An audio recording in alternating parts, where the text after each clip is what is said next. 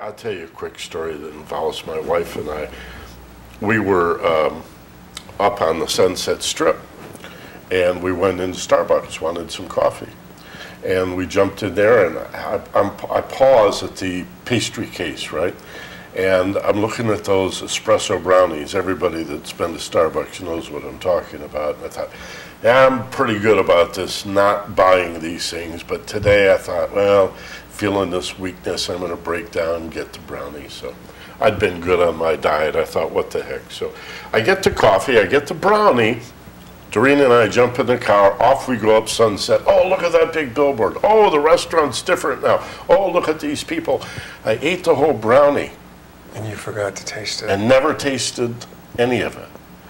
And I got to the end of the strip, the brownie's gone, I don't remember eating it, and I immediately thought, my God, what if my life turns out to be like this? What if when I'm 70 or 80 years old, I wake up, awake, and say, my God, it's over, and I forgot to pay attention.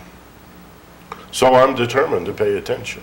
I want to taste it. I want to savor it. I want every moment. I want the richness of life and the practical benefits, you guys, is we get smarter when we do this. When we use, again, what are we talking about? Breath, physical relaxation, a letting go feeling to come into the moment, to become more aware, more awake, more alert, so that we're mentally smarter, emotionally more sensitive. We understand our feelings now.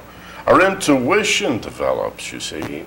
You get an awareness of the big picture that often escapes you when you're focused on little details. The gestalt, you know, the whole enchilada, it's like, oh my God, I can see what I'm doing with my life and why I'm doing it.